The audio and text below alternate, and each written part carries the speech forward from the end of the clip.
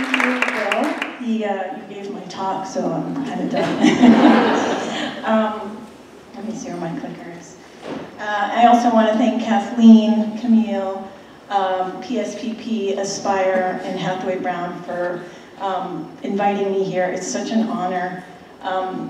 You know, I haven't been here in 30 years, and the assembly was my favorite time of day. And it actually looks much smaller than I remember it. So that's a question of perspective. But you know, when I used to sit in the audience and watch inspiring speakers and singers and musicians, I thought one day that'll be me. So here I am.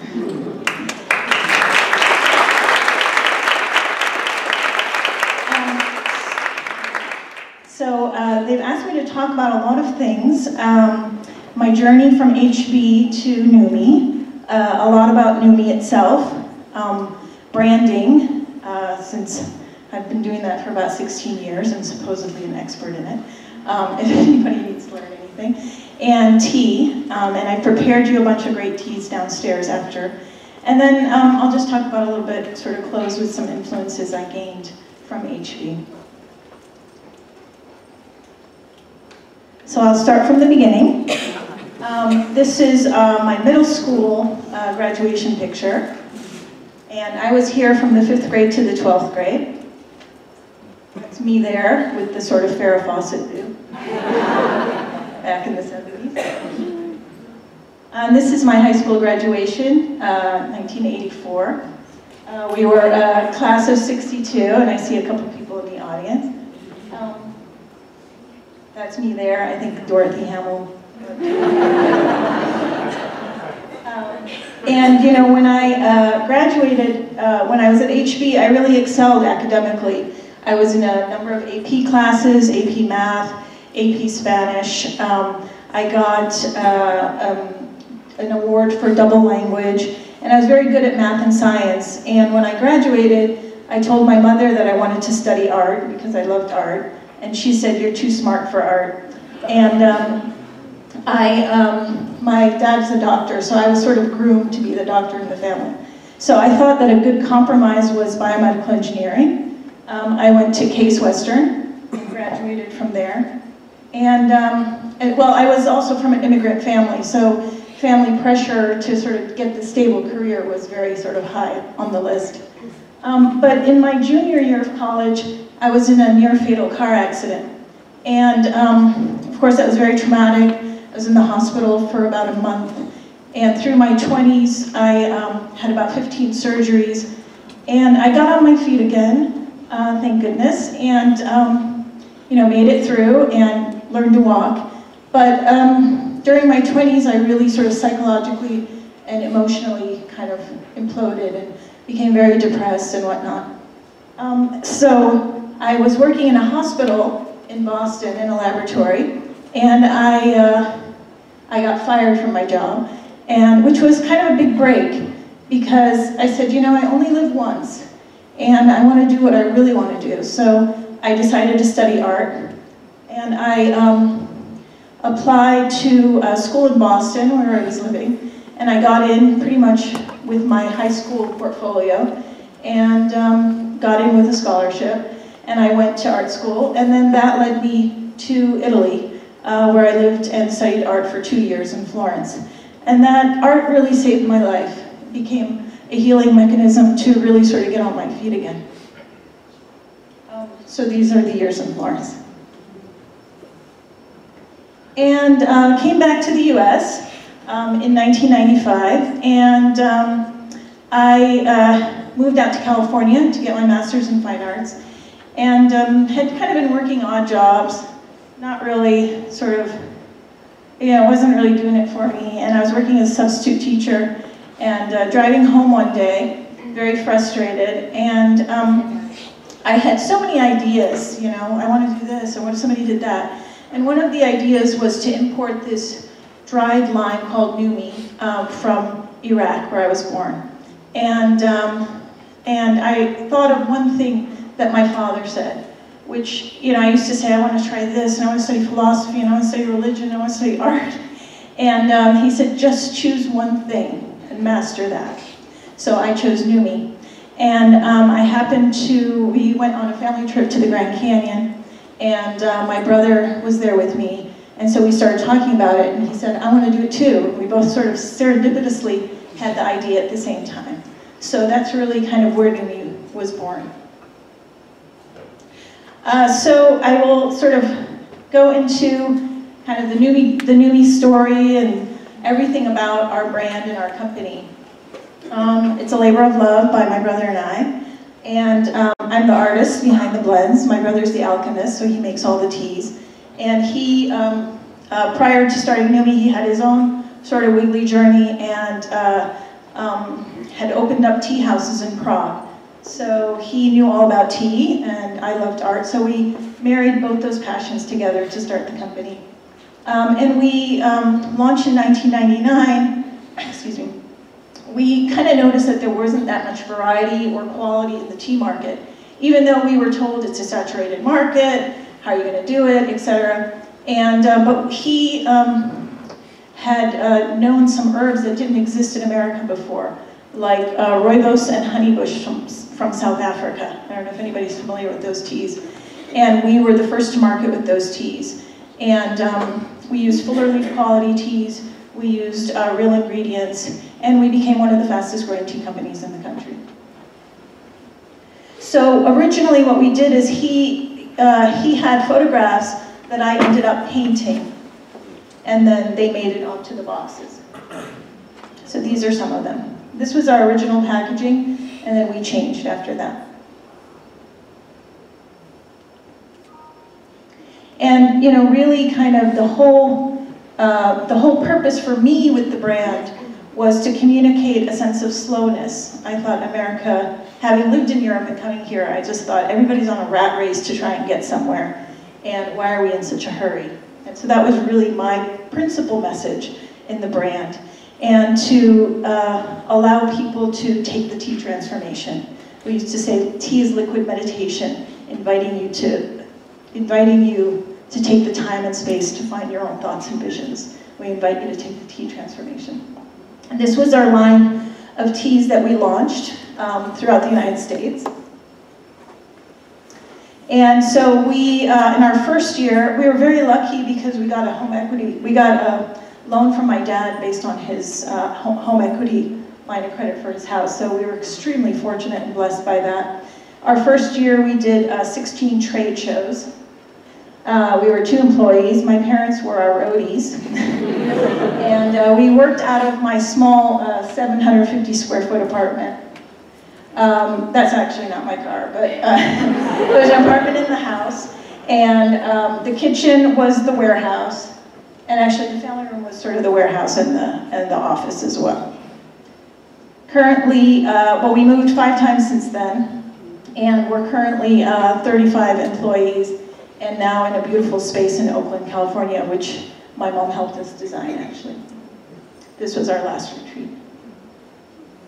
Currently, so I'm sort of moving to the present, we have distribution throughout the country in major grocery stores, Heinen's here in Cleveland, Giant Eagle, Safeway, Whole Foods Market throughout the country, Cost Plus World Market, Target, Wegmans, Trader Joe's, etc. And also in restaurants, cafes, spas, hotels, all across the country. You know, various coffee shops, Cozy. We just got into Google this past summer, so that was super exciting for us. We're in, I want to say, 250 kitchens, and of course all the food's free. And if you take the tour in Google, it's like, it's amazing. So, you know, and they have a policy that people can't take food home, but we're kind of hoping that they take our tea. We're also in a lot of universities, UC Stanford, UC Santa Cruz, all across the West Coast. The great thing about, we're also in the United Red Carpet Room, so if you go there, please take lunch tea. And a lot of office, Gap, Pixar, I think, number of different food service venues. And this is great because this becomes a sampling vehicle for us, so people try the tea and then would go to the grocery store and potentially purchase it. We are sold in 55 countries across the world. We have, our biggest form of marketing, I think, has been PR. We've gone on the covers of the San Francisco Chronicle, New York Times, we've had articles, Fortune magazine, the Today Show, you name it. It's been a whirlwind ride that we would have never expected to have. And we're so incredibly fortunate for that.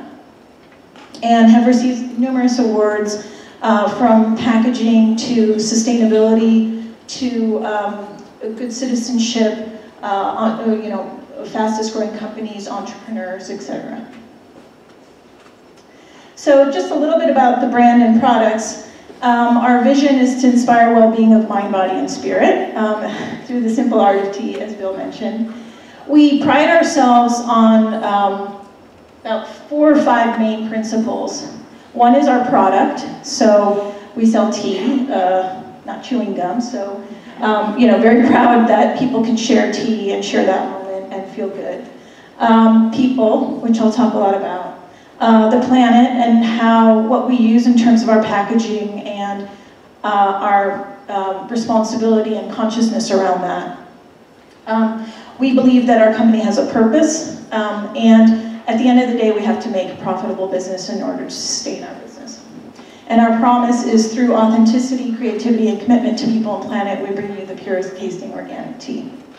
I won't go through all of this, but we went through an exercise about 4 or 5 years ago to find our values. And these are ways of conducting ourselves in the office and among our customers so that everybody really breathed it. So we employ people based on the values. Performance reviews are based on our values. And this was created sort of from the ground up from every constituent of each department. So it's all over the company. And the culture at Numi is just an incredible sort of vibrant culture, and everybody has so much loyalty and pride and hard work that they put into the company. So celebrating people is about respect and generosity and kindness towards others. Nurturing growth is a way to really push yourself and challenge yourself to be better and grow. Embracing possibilities, sort of based on our own risk-taking with different products, and encouraging people to ask what if, even if the idea isn't taken, at least they can come forward and ask what if. And be the change. So, rather than complaining, or, there's no back, we don't have any backstabbing, but rather than complaining, looking for solutions and doing what you can in the community to be the change that you seek in the world. So our tea we consider, great, if not the best, because we use premium organic teas.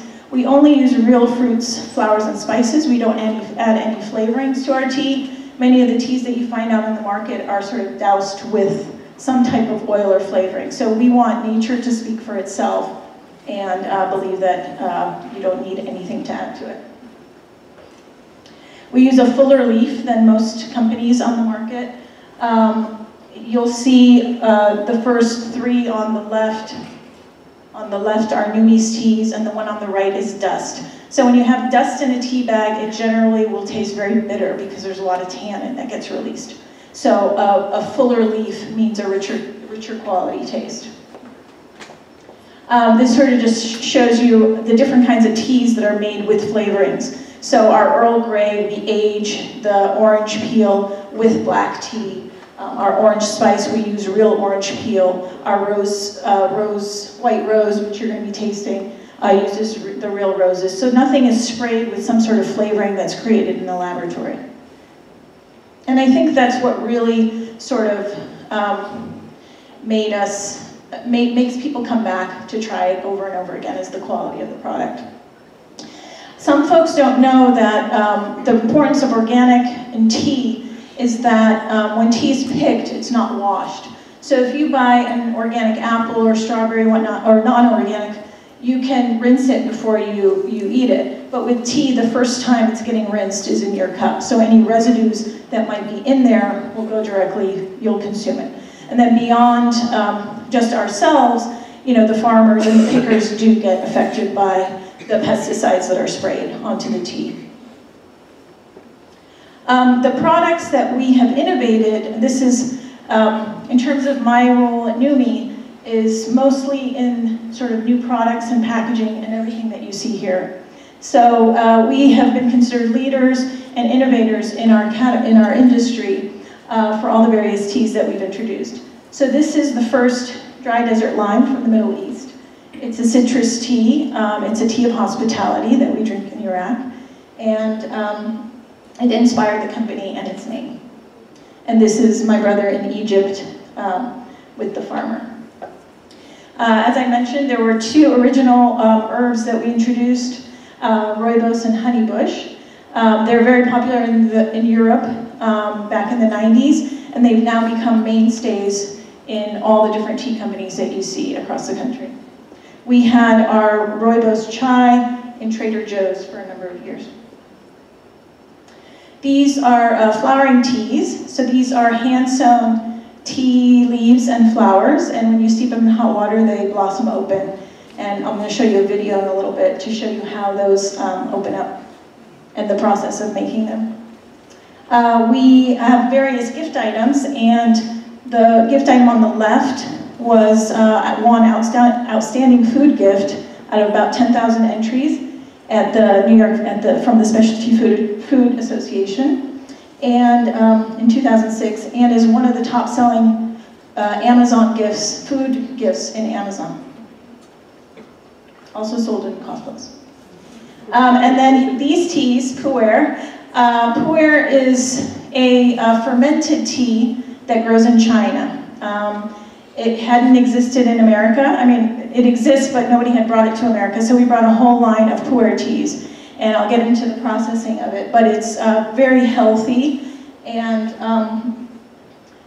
we got a lot of press on it, including a snippet on Dr. Oz, and that made our pu'er sales just sort of skyrocket.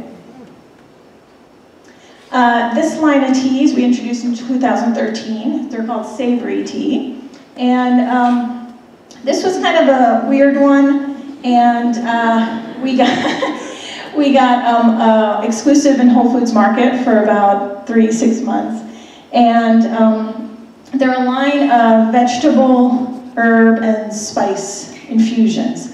They're kind of like consommes, and I think if the company would have taken my branding advice, we would have done well with it. So I wanted to call it Savory Sips and not make it a tea. And people got confused.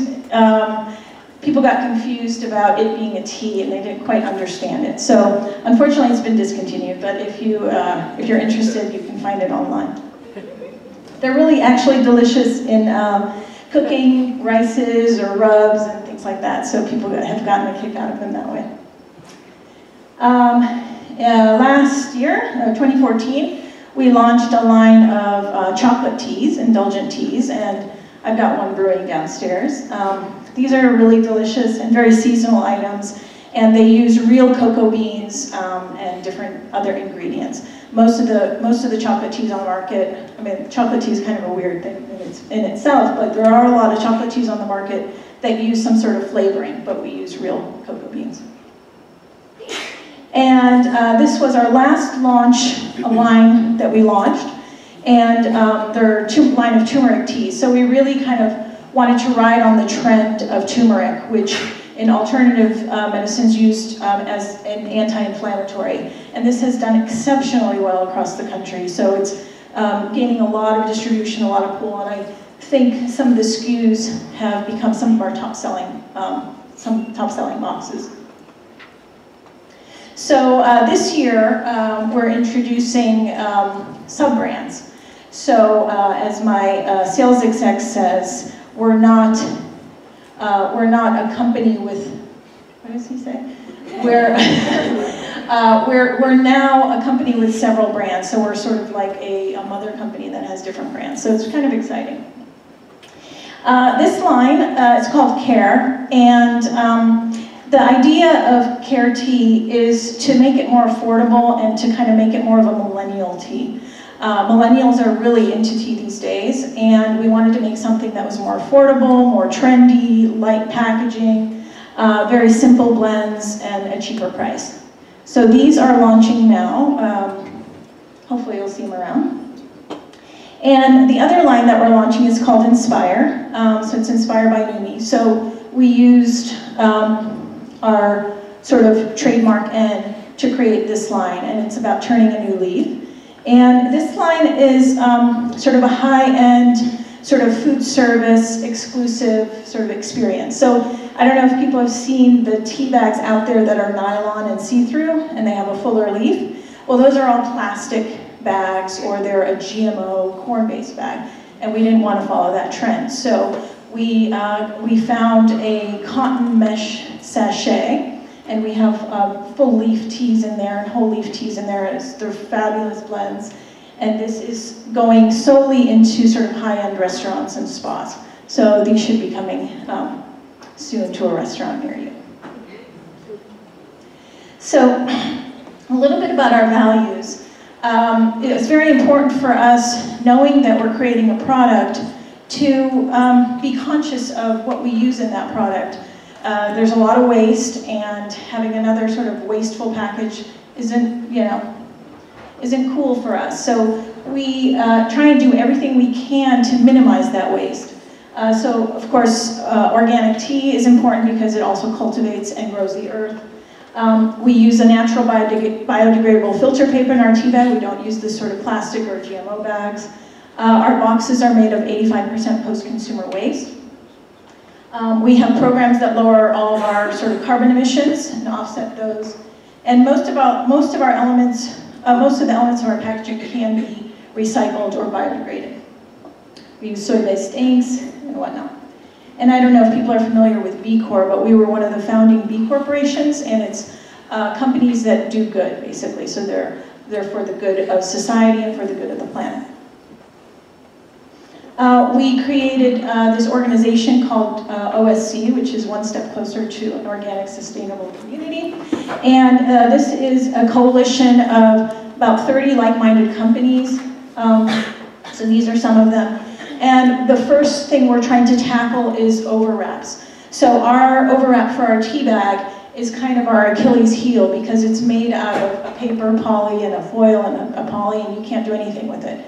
So we found a plant material that actually home composts, and it's incredible because it really revolutionizes waste. So it can be used for chocolate wrappers, energy bar wrappers, rice bags, you name it. So it's a pouch material, it's a film that you can use for various packaging. So this is, actually they're meeting tomorrow at, there's I don't know if people are familiar with the Natural Products Expo, it's a food thing, but they're having a meeting tomorrow to discuss where they're at. And the more companies, unfortunately it's a little expensive, so the more companies that join, the more power it is to reduce the cost of this film. We go to our source of origin to source our teas. So it's really important for us to go meet the people, create partnerships, relationships. We've had the same partners for 16 years now. And through these efforts, we've purchased from fair trade farms. And fair trade basically is that you're paying a higher premium for your teas, and that extra premium goes to the workers, and they have a collective of elders that decide how they want to use those monies. We're the leading fair trade brand in the United States, and we accounted for 15% of all the fair trade tea sold in the US in 2014. And to date, we've given back over $750,000 to the farmers in the different gardens that we source from. So some of the projects that happen at the farms are things like schools and dormitories. In a place like China, where the tea gardens are really remote, and the kids have to go to school, it's hard. They have to go through long roads. So this is, for example, a dormitory in our Jasmine Green garden. New roads are built, daycare centers, equitable wages, and then medical infirmaries and on-site staff are some of the things. And then, of course, simple things that we take for granted here: cooking stoves, mosquito nets to prevent from malaria, college scholarships, enhanced maternity benefits, life insurance, and so on. We currently source from more than 27 countries. And our goal is to be 100% socially certified by the end of 2016. So a little bit about the Numi Foundation. We created the Numi Foundation about, I'd say about 4 or 5 years ago. And our mission is to nurture and empower thriving communities. And we have 2 main focuses in the Numi Foundation. One is on education, which I'm sure you all appreciate. And what we've done is we've written curriculum for K to 6th grade. And there's 3 curriculums that basically are look at the whole individual and develop self-esteem and connection with both themselves and the environment. And so far, the social studies curriculum is about understanding your natural environment. Gardening is a curriculum that we have, and art, which I help co-write. And so far, they're in about 30 inner city schools throughout Oakland. The second piece is about 2 years ago, we were looking for something that really kind of arced our whole company. So beyond everything that we were doing, and we realized that we couldn't sell or drink tea without clean, safe drinking water. And realizing that there are 800 million people on the planet that don't have that basic human right. So we embarked on a campaign called Together for Hope. And last year we worked with a nonprofit that was helping, we were raising funds, and we were working with a nonprofit called Charity Water that was building wells in different parts of Africa. And last year we went to Madagascar to source our turmeric tea and found that their biggest issue was water. And thought, why don't we work with the folks that, that are sourcing our tea? Why don't we make their lives better? Madagascar is, I haven't been there, but I'm going in May when we build the wells. It's one of the poorest countries in the world. 1 in 6 children die before the age of 5. 88% of the country does not have access to a toilet, and more than half of the population doesn't have access to clean, safe drinking water. Unfortunately, the river Rianila that you see down there is their source of drinking water, is where agricultural waste gets dropped, where people go to the bathroom, and where the animals go to the bathroom as well.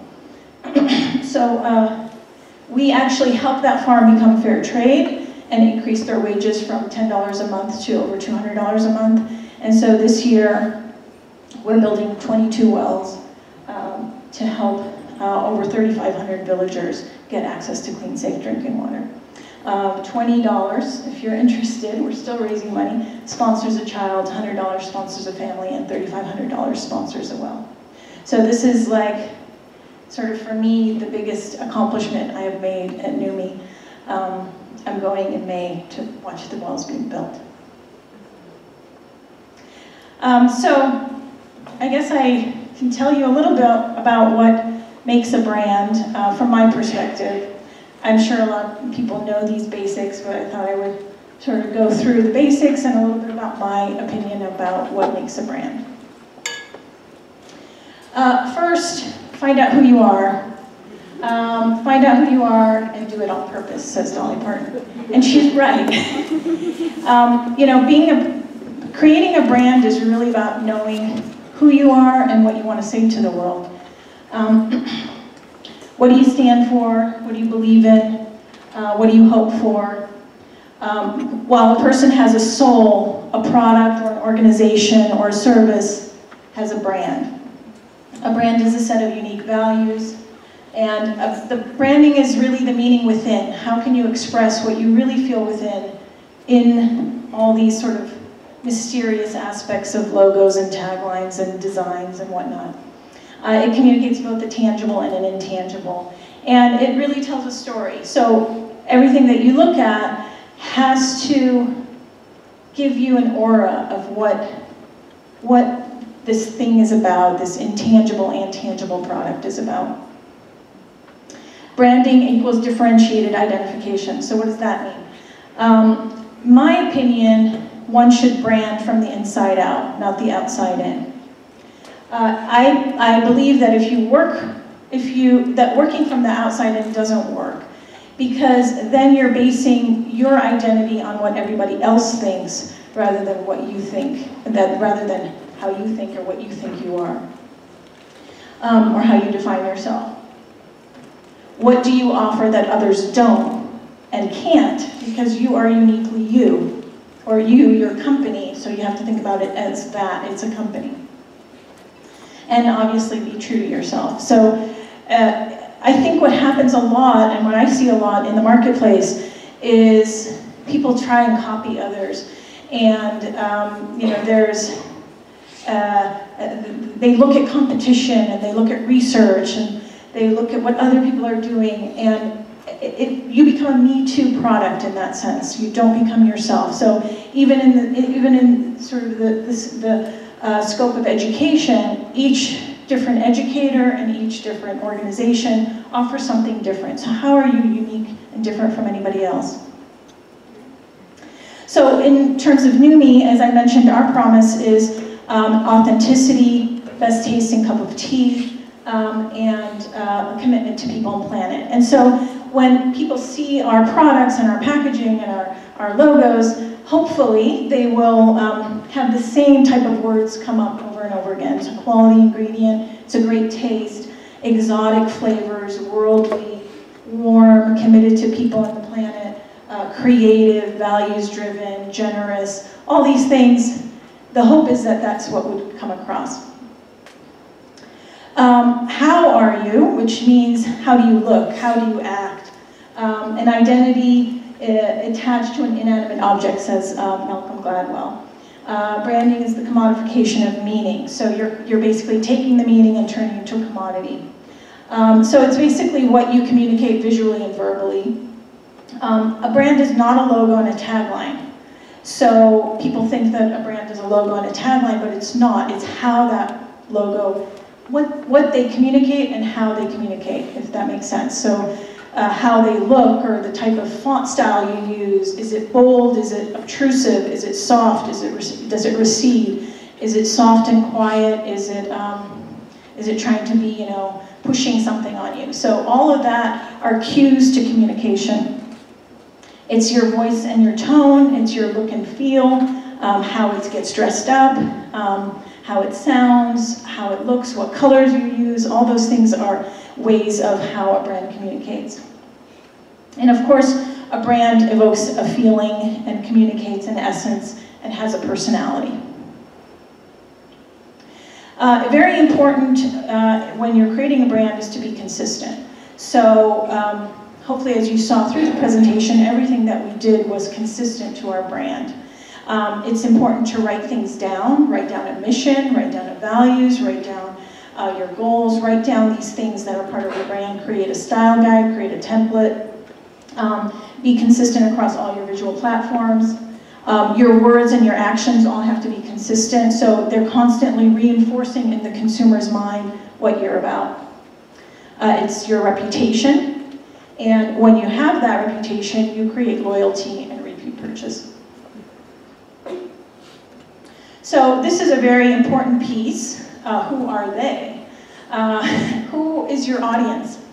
And I'm going to tell you a funny story. I have a friend in the audience that was a skeptic when we started our tea company. And she called me up one day, and this was our first year before we launched, and she said, have you done market research? And I was like, I didn't even know what the term meant at the time. So I said, well, no. And I went home and I told my brother, I said, we gotta do some market research. And he said, Reem, we are the market research. And that's really telling, actually, because he's right, because at that time we were speaking to ourselves. We were speaking to people who believed the same things we believed, and hoped that we would resonate with people who believed the same things we believed. So, 16 years later, we do market research, and we're probably speaking to a wider audience than just ourselves and our friends. But, so it's important to know who you're speaking to and speak to them in the language that is, obviously, everything has to be familiar to you first, and then it becomes familiar to others. And then the other point about this is a brand isn't what you think of yourself, it's what others think of you. So at the end of the day, after you've been through that whole process of figuring out who you are and what you want to say, then you communicate it. If they don't perceive you the same way, then it's not going to resonate. And, you know, so that's kind of just a lesson, and it's sometimes difficult, but really that's, at the end of the day, what makes a brand successful. And if you're lucky, other people will see you in a positive light and reflect back to you how you see yourself. One last point about branding is branding and marketing are different. Branding is the essence of the brand. Marketing is how you are the tactics. So branding is the strategy of the brand, and marketing are the tactics in which you sort of bring that brand to the world.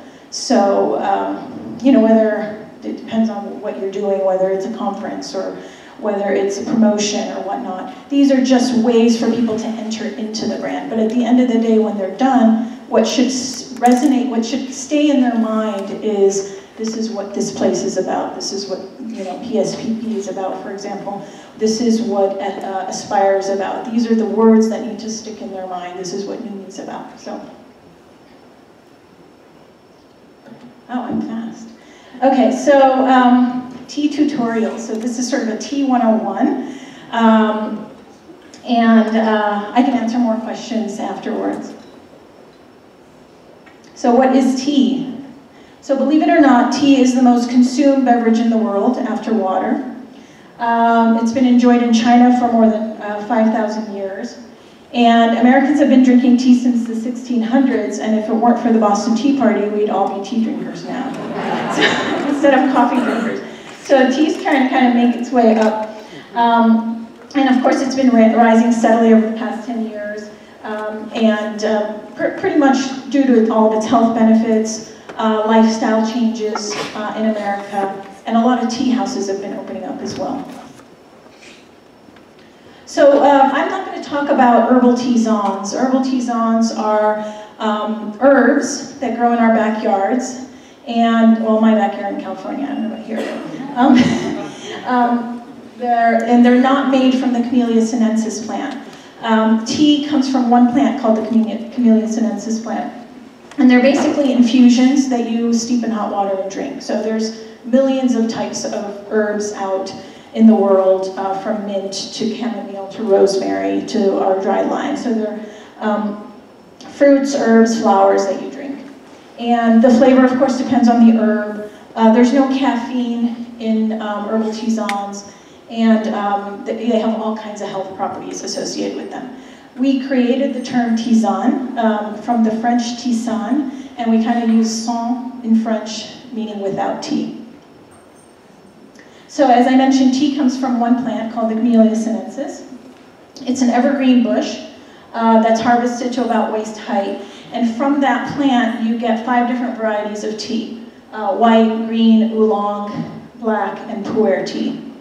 The way the leaves are processed, the way they're rolled, curled, heated, determines what kind of tea they're going to be at the end of the day. So I'm going to put a video on, so you don't hear me talking, about tea and about flowering tea, to give you a little sort of educational. This was something we did many years ago.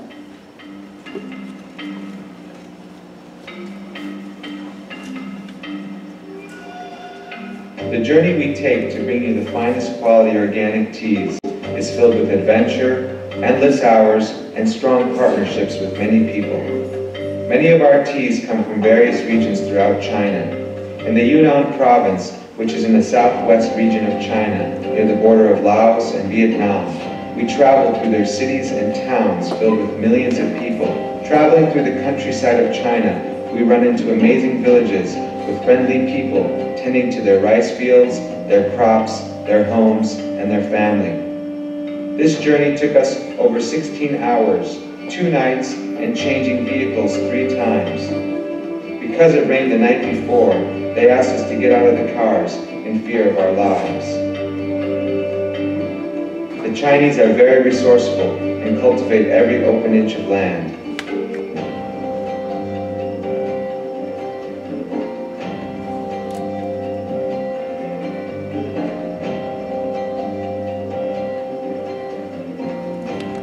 Through rainforests and through the wilderness, hidden in the jungles, we come upon the most spectacular tea gardens in the world.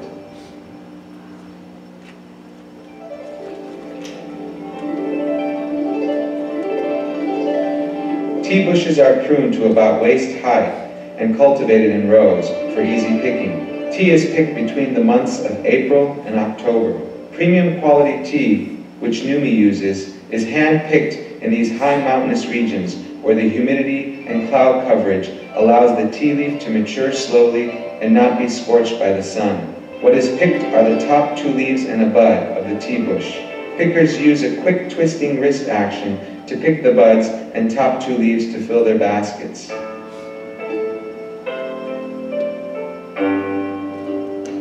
We were even fortunate to come upon a wild tea tree that's over 1,500 years old. Over 3,000 types of tea come from this ancient Camellia sinensis plant. After harvesting the tea leaves, the tea pickers come back and get their baskets weighed and sifted from sticks and stones. They are paid based on how much tea they pick. Tea processing yields all variations of tea, with the main classes being white tea, green tea, oolong tea, and black tea. Tea leaves are first laid out to dry for up to 3 hours on air drying racks. Tea leaves will then undergo a drying process in wood-burning stoves while the leaves are curled or agitated.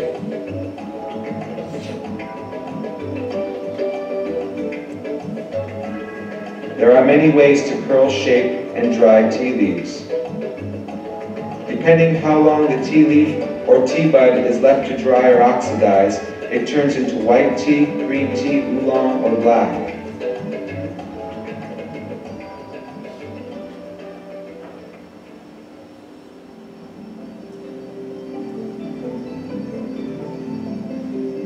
With flowering teas, the white tea buds are dried. Then before sewing, they are moistened again. They are then sewn together with cotton thread into various designs by Chinese artisans.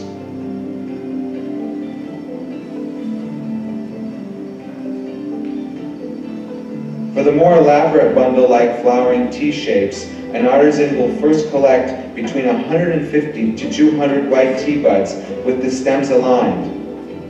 They will do this by feel rather than by counting. They will then insert a flower in the middle of the buds and cover it up with more tea.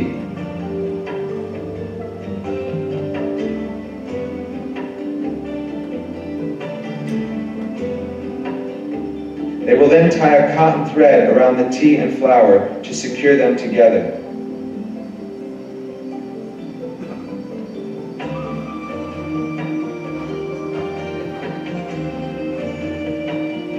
In the case of dragon lily, she will sprinkle sweet osmanthus flowers on top of the lily and then wrap all of the tea together.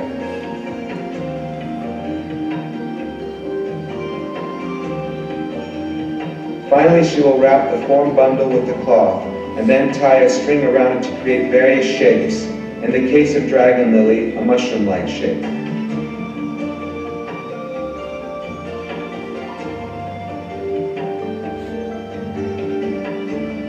This will be left for a couple of hours before it is heat dried. 5 hours with the cloth and 5 hours without.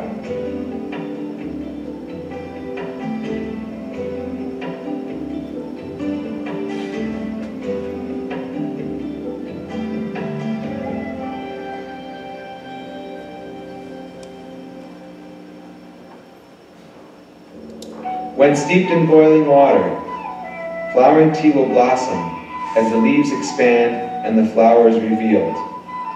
The tea is ready to be served when the flower is fully open. Make sure to use boiling water and to swirl the tea around as the flowers and the flavor may settle to the bottom. You may steep the same tea up to 3 to 4 times and it may be enjoyed for hours.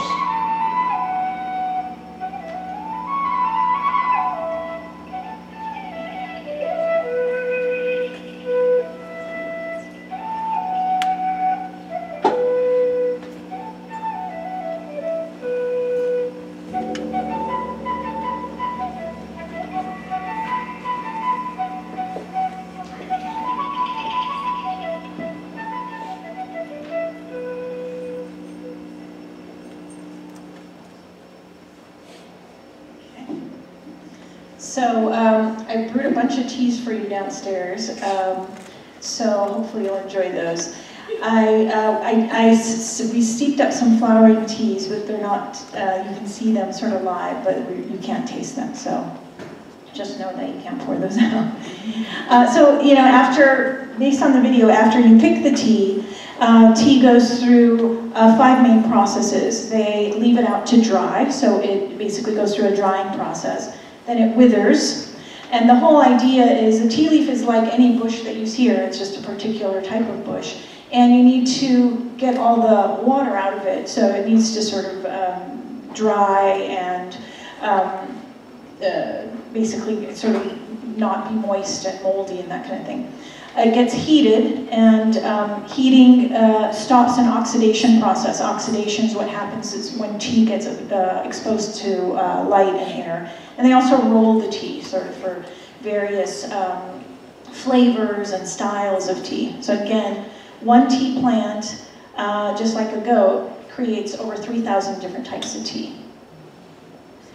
So I'll go through the different classifications. So white tea, for example, is the top bud and sometimes the leaf of the tea plant. So when they pick the tea bush, they only pick the top pickings. That's the best tea. There's some tea actually out, very commodified tea that cuts down the whole bush, and then they just grind it up and then you drink that. But what we pick is the top 2 leaves in the bud, which is the best. It's the least processed, it's unoxidized, it's very rare, it's picked in the springtime. And the flavors are delicate, apricot-like, kind of velvety, super delicious. And actually white tea is supposed to have the most health benefits. It also has the least amount of caffeine. And I have a white rose brewed up for you. Green tea is the top bud and the leaf or 2 leaves of the plant. And it's unoxidized, so after the tea withers, they heat it. So the heating kind of stops it and keeps it green. The leaves can be shaped and rolled into various things. Some teas are pan-fried on a wok, like you see here. This is a Japanese sencha tea that's basically patted on a wok so it dries. And the flavors can be grassy or vegetal. Sometimes taste like Brussels sprouts, and sometimes sweet and pungent, really. But you know, there's so many different varieties, so you'll taste various things with different teas, and they have a sort of medium caffeine level. The one that I brewed is a jasmine-scented green tea, and it's actually a gold medal winner. And what they do with the jasmine green teas is they pick night-blooming jasmine blossoms, and then they pick also green tea, which is a top leaf in the bud, as I mentioned. They'll lay the green tea out, they'll put the jasmine on top, and the jasmine will blossom, and the tea will sort of like a platonic relationship. They just absorb the scent very lightly, and then in the morning they separate them out, and they put the green tea in a sack to rest, and then they repeat that process sometimes 3 times. The one that you're going to drink is 5 times with fresh jasmine flowers. So that's a wonderful one. And a lot of teas that you'll find will be sprayed with some sort of jasmine flavoring, but this is all done naturally scented. Oolong tea is my personal favorite. It's the connoisseur's tea. It's sort of called the champagne of teas. It's the bud and the top 3 leaves. It's partially oxidized, and it goes through a very rigorous process. You saw the kind of the heat, the firing heat stoves that they have. So they put these large leaves in a bundle, they'll put them in the stove to heat, they'll roll them up again, they'll put them back in until they're fully dried. And then you'll have a taster who's always tasting, and they're constantly watching how long it's processed.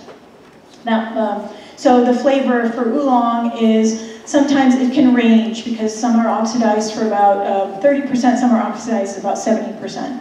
So it could be roasty, it could be buttery, could have a nutty flavor, sometimes sweet, sometimes fruity.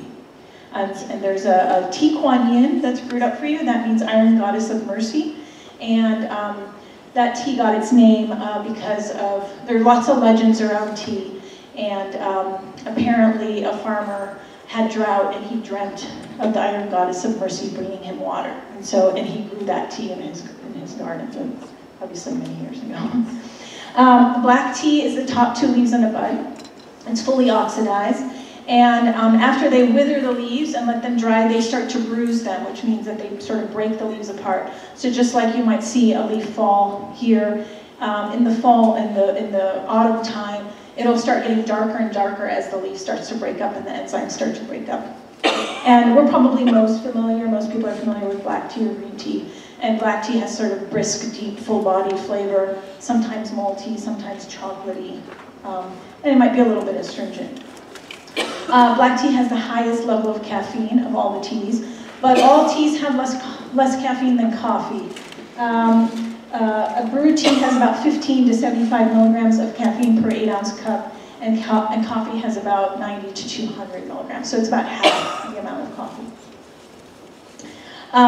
And I don't think I have a black tea brewed, but I have a pu'er tea brewed.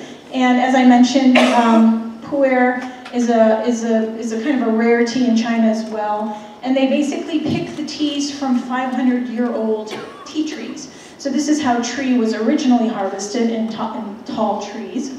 It's fully oxidized, and it goes through this complex fermentation process where they pick the leaves and they put them in piles and heaps, and it basically actually composts, and it gets really hot, and then they churn it. And when that happens, they say a lot of sort of probiotics and enzymes kind of get, sort of increase in the pile, and it becomes a very healthy, it's supposed to help reduce cholesterol. It's helped my mom reduce her cholesterol and lose weight. So she swears by it, that she's lost over 40 pounds by drinking 3 cups of pu'er every day. And it's a kind of particular taste. It's a little woodsy, malty, bold. So it's a particular taste, but we love it. And it has sort of a medium to high caffeine. And the other thing about pu'er is you can either drink it loose or you can compress it into a brick and age it. And it's just like wine. The longer you age it, the better it is, the better it tastes, better, the healthier it is. So I've touched on various health benefits. One of the great things about tea is that the polyphenols in tea inhibit the absorption of caffeine into the bloodstream. So unlike coffee where you get the quick sort of jitters, the effect of the caffeine in tea is sort of a slow, calm awakening. It's high in antioxidants called flavonoids, which can reduce the damaging effects of free radicals in the body. There are studies that come out every day on tea, from cancer reduction to improved cardiovascular health. Pu'er, as I mentioned, is good at reducing bad cholesterol and breaking down fat. And the best thing about tea that I think has helped me is it has an amino acid called L-theanine, and L-theanine creates both mental clarity and focus and a sense of calm. So hence why a lot of people drink it for meditation and whatnot. This is sort of just a little, brief guide on steeping. If you want to steep loose leaf tea, you would use 1 teaspoon for your 8-ounce pot. It's good to use spring or filtered water. The white and green teas usually require less than boiling temperature than the black teas because you don't want to scorch the leaves. And the white and green teas, you steep a little bit longer, shorter, 3 minutes versus sort of the 4 to 5 minutes with black tea and herbals. And what happens with tea is tea has tannin. So just like wine or coffee, tannins taste bitter. So the longer you leave your tea in your cup, the more bitter it'll taste. So you have to take it out. And of course, if you have poor quality tea that's a tea dust, the surface area is smaller so that the tannin gets released very quickly. So hence why we're accustomed in the United States to put milk and sugar in our tea, because we want to kind of mask that. Or people put flavorings because they're masking a poor quality tea. So, thank you everybody for listening. And I just wanted to end with some influences from HB. And I think the biggest influences on my life are my parents, who taught me the value of hard work. They're both immigrants and started their own businesses and became very successful. But Hathaway Brown, I have sort of mixed emotions about my Hathaway Brown experience. So I have to be honest, at about 15, I was tired of going to an all-girls school, and I really wanted to go to co-ed school, and I begged and pleaded, but my parents refused. The other thing is, I think at the time when I was going there, I think it's not like that today, but it wasn't as diverse as it probably is today. And it was pretty cliquey, and I was part of a minority. And so whether conscious or unconscious, I think we tended to stick to ourselves. So naturally, an Arab Muslim was best friends with the Jewish girls. But I think my biggest influence at HB was my education. I cannot thank, and so many people here are teachers, so I think you're gonna like this. The education at HB was outstanding. The teachers were so engaged and so invested in their students and made us love what they loved. So I wanted to invoke some of the teachers that influenced my life. So you guys are gonna like this. Mrs. Behrman was probably my most favorite teacher of all time. She taught me how to write, and she basically told me, write the way you speak. And it didn't hit me until many years later, but I finally got it and was able to write everything I write for Numi based on her teachings. Mr. Canner made me feel special because he sort of treated me as an art star, and he gave me special projects in art, and I ended up winning many awards. He was kind of like always working with me on different projects. Mr. Bristol made math fun. Mrs. Syed constantly challenged us. She wouldn't let us get away with anything. And giggle syndromes and whatnot. She was always on us, and she always made us look deeper and analyze whatever we were reading, the Iliad, Homer, just make us constantly look deeper into what we were reading. Mrs. Nelson taught me to love history. Mrs. Speck taught me how to think critically. And Senor Soldevilla and Senora Kennewe allowed us the opportunity to read Spanish literature and be able to see how other people view the world. And I wouldn't trade my education at Hathaway Brown for anything. I think I retained the most, I went to school for a long time, till I was in my 30s. And I remember I've retained more information from my studies at Hathaway Brown than I did, for example, in my college years. I don't remember anything in my college years. I was a little distracted probably, but honestly, and I think it's not what the teachers taught that made it stick, but it's really how they taught. Oops. So I wanted to just end and say that you know, the other influences I think from Hathaway Brown is I think we were launched into the world for sure to be able to think for ourselves. I don't know if many of you know, but the business industry is really a male-dominated industry. And I think, you know, I'm in boardrooms and meetings and all kinds of things where it's all males, and it never phases me. I don't feel intimidated, you know, probably because of the way I was raised and because of being in an all-girls school. Even though I protested to get out, it was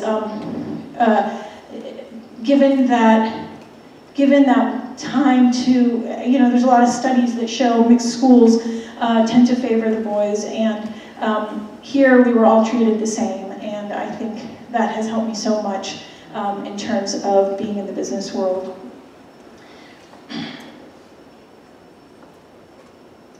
And you know, finally, what I wanted to say is that you know, it's not the, well, first I want to say that you know, my mom said I was too smart for art, but I think I wasn't too smart for art. I was smart enough to know that I could do anything that I put my mind to.